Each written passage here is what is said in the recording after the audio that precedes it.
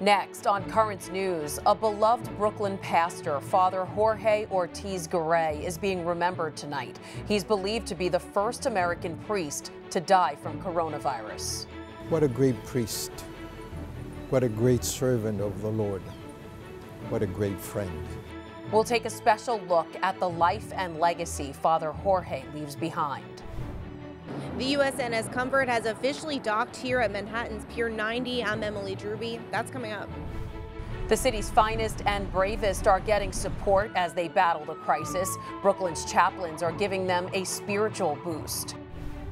Plus, are you worried about your children? Families are struggling with this new normal. A top psychologist is here with how we can help our kids. The news starts right now.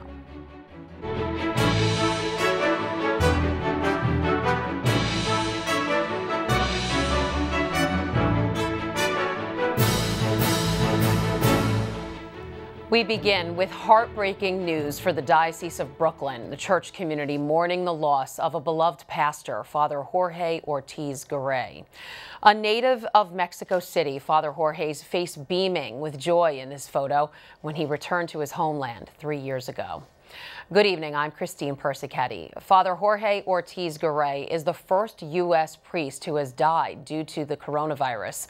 Parishioners of St. Bridget Parish in Bushwick last saw their beloved pastor at Mass on March 15th.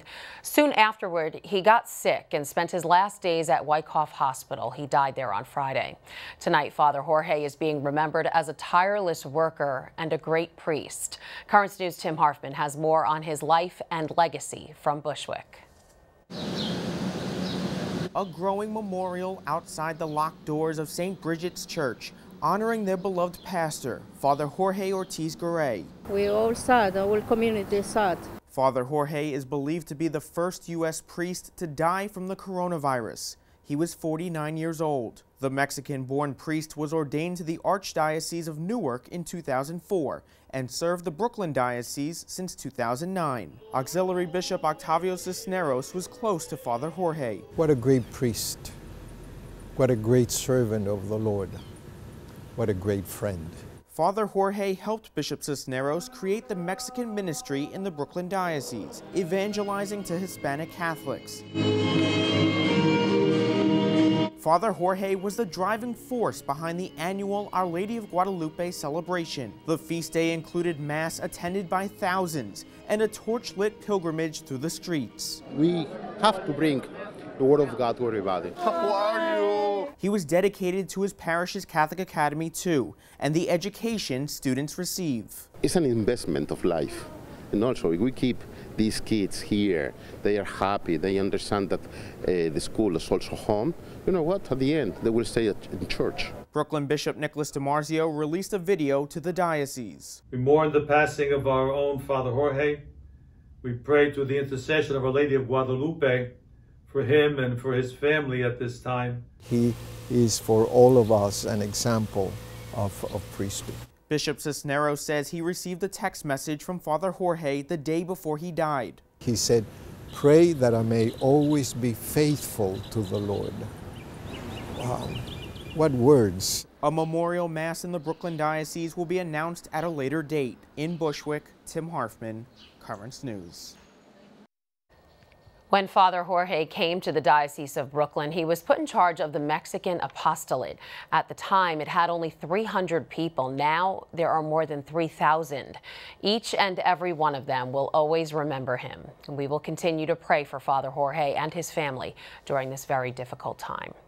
Also tonight, another big loss for Catholics. The assistant principal at the Mary Louis Academy in Jamaica, Queens, has died from the virus. Joseph Lewingur was only 42 years old. The husband and father of 3 kids, including 2 cancer survivors, spent 20 years on the faculty at the all-girls academy. He was also the high school's much-loved basketball coach. In just days, a Facebook campaign by the WIP Pediatric Cancer Center has raised more than $50,000 for his family. The pandemic is still punishing New York. Statewide, there are over 66,000 infections, up almost 7,000 in a day. 1,218 people have died and more than 2,300 are hospitalized in intensive care. Across the city, over 36,000 patients are being treated for the virus. Some help arrived today in the form of an 894-foot-long Navy hospital ship. The USNS Comfort, a giant white vessel with a red cross on it, pulled into port on Manhattan's west side this morning. Currents News' Emily Druby was there and has more on how this floating hospital will bring some much-needed relief. Emily. Christine, New York City can sleep a little bit easier tonight. The USNS Comfort has docked here at Manhattan's Pier 90. The hospital ship will be up and running quickly, serving patients as early as tomorrow. Mayor Bill de Blasio gave a warm welcome to the floating hospital, while other New Yorkers lined Pier 90's fence to catch a glimpse. The mayor calling it an inspiring sight. It's not just about the beds and the doctors and the equipment. It's also about hope. It's also about boosting the morale of New Yorkers who are going through so much. It's about saying to our heroes in those hospitals that help has come. COVID-19 patients will not be treated on the ship. Instead, they'll take other cases on board to free up space in hospitals. This ship has 1,000 beds and is staffed by 1,200 medical personnel. Just like a normal hospital, it has operating rooms, a lab, a pharmacy, and even a CAT scan. It was supposed to take 2 weeks to get the ship to New York City, but thanks to the hard work of many, it only took 8 days, showing up during a very critical time. We need to triple our hospital bed capacity in New York City by May. During his daily press conference, Governor Cuomo applauded New Yorkers for continuing to pave the way during this crisis. And hopefully we'll learn lessons here that we can then share with people across this nation. This isn't the first time the Comfort has been a beacon of hope for New York City. It was here after 9/11, helping to serve first responders. On Manhattan's west side, Emily Druby, Currents News. Back to you, Christine. Thanks, Emily. Tents are now being erected in Central Park, turning it into a field hospital. Franklin Graham's Samaritan's Purse charity is working with the city, the state, and local hospitals to get the emergency facility up and running. The 68-bed hospital will start accepting patients tomorrow. Cardinal Timothy Dolan is hoping something good comes out of the coronavirus crisis, a newfound respect for all human life. The New York Archbishop is saying the outbreak demonstrates that every life matters, and he's seeing so many pitching in to help preserve the most vulnerable. The Cardinal is also expressing admiration for Governor Andrew Cuomo's leadership, despite clashing with him before on other issues. As you already know, New York is the epicenter of the pandemic, and that's putting other states on guard as residents from here travel there. Karen Kaifa has more on what's happening in New York, across the nation, and around the world in response to the crisis. New York State has passed the grim milestone of 1,000 coronavirus deaths, and New York City says they'll still need to triple their number of hospital beds by May for COVID patients and patients not infected anywhere they can put them. The state with the worst outbreak in the nation and the peak yet to come. The federal government says every U.S. state and metro area should be prepared to face a similar crisis. Officials elsewhere, like Philadelphia, just 90 miles away from New York City, are eyeing that epicenter closely. We have a very strong social distancing order for the city and for the state. Try to slow that wave and have it be as small as possible. On Sunday, President Trump announced the extension of federal social distancing guidelines through April 30th. Still, the nation's top infectious diseases expert, Dr. Anthony Fauci, reiterating a bleak projection. I don't want to see it. I'd like to avoid it. But I wouldn't be surprised if we saw 100,000 deaths. Meanwhile, over in Europe, the death toll continues to climb. Italy passed 10,000 deaths over the weekend. Spain, now well over 7,000. In Washington, Karen Kaifa, Currents News. During Mass today, Pope Francis prayed for people living in fear because of the virus. Preghiamo oggi per tanta gente che non riesce a reagire e rimane spaventata per questa pandemia. Che il Signore li aiuti a alzarsi, a reagire per il bene di tutta la società, di tutta la comunità.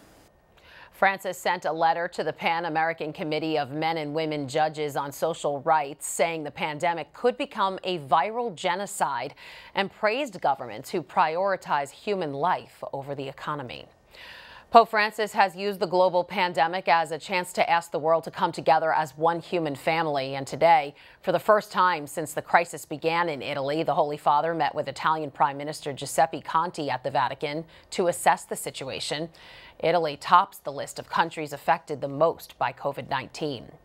Right now, Italy has more than 100,000 reported cases, but there is some encouraging news from that country. The number of new cases of coronavirus in Italy has decreased for the 5th day in a row, and there are nearly 1,600 people who have recovered from the virus since yesterday, the biggest daily increase since the beginning of the crisis. Here are some more headlines on the coronavirus crisis. Pregnant moms will not be alone when they give birth. Governor Cuomo issuing a new order to allow partners in the delivery room, reversing earlier hospital policies. Wuhan, China, where the pandemic first erupted, is back in business with today's lifting of restrictions. And a year after they were supposed to start, the Tokyo Summer Olympics will now be open in July of 2021. There's a lot more news headed your way. Help for the helpers. We'll hear from the chaplains who minister to New York's finest and bravest to find out how they're supporting these men and women on the front lines of this pandemic. Plus, protecting migrants during the pandemic, how the U.S. bishops are trying to do just that, and helping kids cope with the coronavirus crisis. We'll get some advice from a clinical psychologist. Do you have a story idea or want to share a tip? Email us at newstips@desalesmedia.org or call our 24-hour number 718-517-3122. We'll be right back.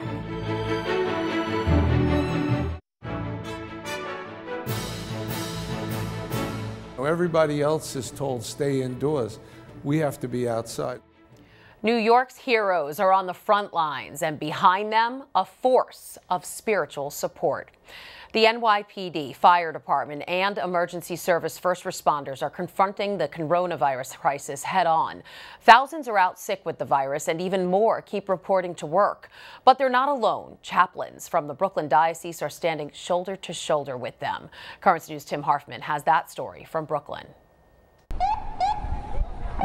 With the city's finest, bravest, and best on the front lines, the chaplains who minister to them are doing everything they can to support them. We've actually been calling all the firehouses in the city to see how they're doing, just to wish them well and tell them I'm praying for them. I wish I could visit all of them, but what I try to do is those who I know and I hear about, I call up. And I just tell them, I want you to know you're on my prayer list. I want you to know that if there's something that you need, to call me. NYPD chaplain Monsignor David Casado says spiritual strength is what's needed most right now. There's always that fear. Fear is probably the greatest illness because everybody's afraid. The cops are afraid. Because not so much that they get the virus, but that they bring it home. You know, everybody else is told stay indoors. We have to be outside. The NYPD's Monsignor Robert Romano is in close contact with the cops and is praying hard for a Brooklyn police officer enduring a tough time. He has a child who has cancer, and so he has to sleep somewhere else for fear that he'll bring the virus to his son, so he can't even see his son. FDNY chaplain Monsignor John Delendick is worried about the firefighters working around the clock, as well as the EMS first responders, inundated with a record-breaking flood of emergencies. EMS, I think, has the harder job in terms of the virus because they never know who they're going to be seeing when they go to a call. The chaplains know God is watching over the brave men and women helping us to get through the crisis. We need to strengthen ourselves, not just physically, but spiritually as well, to deal with this. In Brooklyn, Tim Harfman, Currents News. Coronavirus is taking a heavy toll on the uniformed members of the NYPD. More than 4,600 cops called out sick yesterday, and headquarters is expecting that total to go up even more. Police Commissioner Dermot Shea expects that when the results are in later today, about 900 members of the department, uniformed cops and civilians, will have tested positive for the virus. Virus infections are leading to a big change at the southern border. A federal judge is ordering the release of thousands of migrant kids from detention centers. The action follows news that 4 children in a New York shelter tested positive for the disease. The judge wants his order carried out by April 6th. Advocating for the immigrants at the border are the U.S. bishops, insisting this coronavirus crisis affects everyone, regardless of legal status. Here to talk more about that is the national correspondent for the Tablet and Crux, Christopher White. Thanks for being with us. Good to be with you, Christine. Chris, the U.S. bishops have identified 3 top priorities when it comes to protecting migrants during this pandemic. Can you walk us through what they are? Sure. So for starters, health care for all, regardless of one's legal status. Secondly, they want the government to suspend its public charge rules so that if migrants that are perhaps undocumented seek public support during this time, any type of social services, that will not later be held against them. And then finally, they're keen that the government suspend any type of enforcement in sensitive locations, such as hospitals, churches, schools, where, folks still need to go, but they may be afraid to encounter law enforcement. All right. What are you hearing from advocates at the border about what's happening there? Yeah, it's a tough situation on the ground. I spoke with Dylan Corbett in El Paso, who runs the Hope Border Institute. And he says, look, we have so many people that first rely on sort of the transient nature of the border, that it's porous. They live on one side and work in the other, and that's becoming increasingly difficult. He says he's talking to migrants in El Paso who are afraid to go seek medical care and get testing because they just don't know that they have the securities in place. And they're also upset that the government is really banned entirely the acceptance of asylum seekers. And what he's saying is, if there are folks in danger, we have the resources we can provide for them, and we need to provide them safe shelter. All right, now in Rome, the Pope's point man on migrants and refugees offered some advice for navigating these uncertain times. What did he tell you? Sure, this was Cardinal Michael Czerny, and he, as you said, he's the Pope's go-to guy on all these issues. And he said, look, we have to think about it like Pope Francis often talks about in terms of the common home, and realize this crisis, more than anything we've really ever faced, puts us all in the same boat together. And so it's sort of a plea for those of us documented and undocumented to sort of show solidarity to one another. All right, Christopher White, the national correspondent for the Tablet and Crux. Thanks for joining me. Thank you, Christine. Take care. Still to come on Currents News, it's not easy getting used to life in quarantine. Our new normal amid the pandemic could cause fear and anxiety for many, including children. Coming up, some advice on helping your kids get through it. And we remember Father Jorge, a look back at his life when we come back.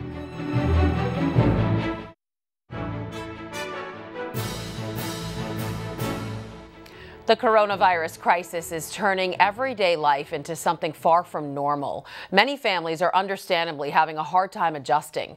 Joining us now with advice on how we and our kids can get through the storm is Dr. Martha Reyes, a clinical psychologist at California's Hosanna Foundation. Thanks for joining us today. Thank you for inviting me. All right. Glad to be. Thank you. Can all of this pandemic information that's out there 24/7 be traumatic to our children? Certainly can. I think children are going to be the most vulnerable of populations when it comes to emotional trauma. We speak about the older adults to be the most vulnerable population for physical harm, but the children are going to be the ones that are going to receive the most of the emotional harm if we're not careful in tailoring our information or the information they receive according to their frame of references. They don't have all the resources that we as adults have. We can cope with many things. We have another point of references. We have many experiences. We've gone through this, we've gone through that. Kids have what we tell them to have, what we give them, and their experience, in their surroundings, or what the Disney movies tell them, everything is going to be okay at the very end. The fairy godmother is going to come with magic wand and solve everything. And so how do we communicate a message that we have to be cautious and we have to collaborate and we have to stay at home? Yeah, I struggle with this with my kids even. What should parents do to explain the pandemic to children to help them cope and not make them so frightened?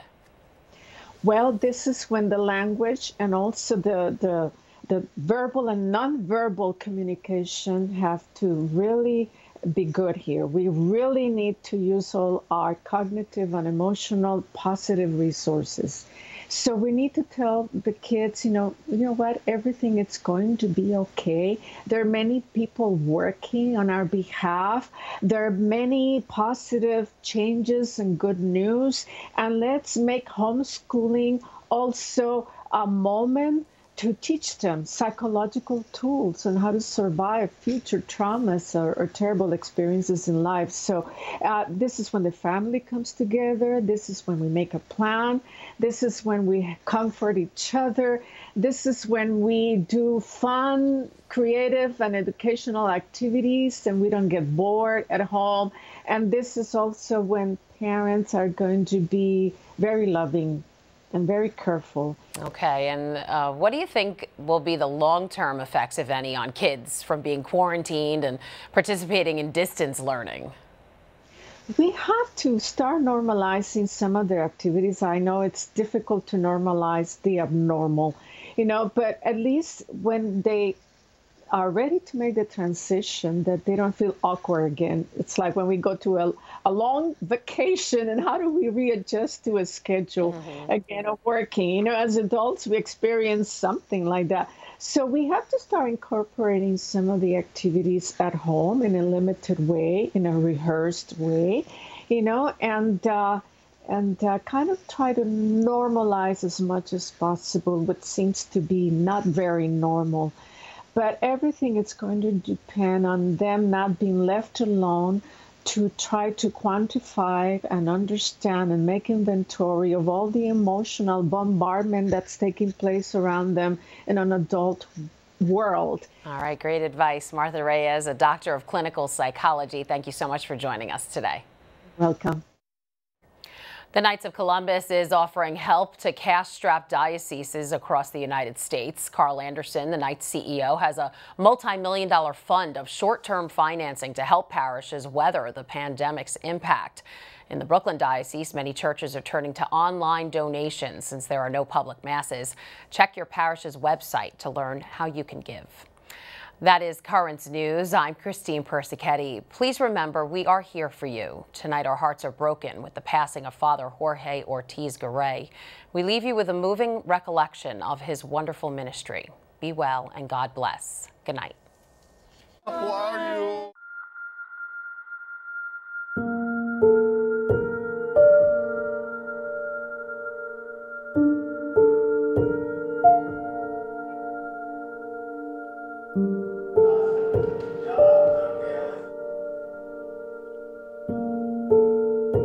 We have to bring the Word of God to everybody.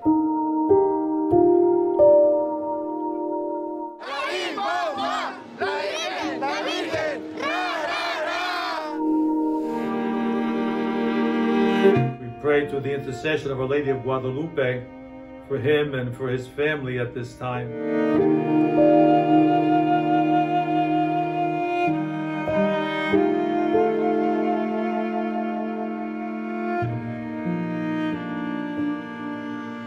They are happy. They understand that the school is also home. You know what? At the end, they will stay in church.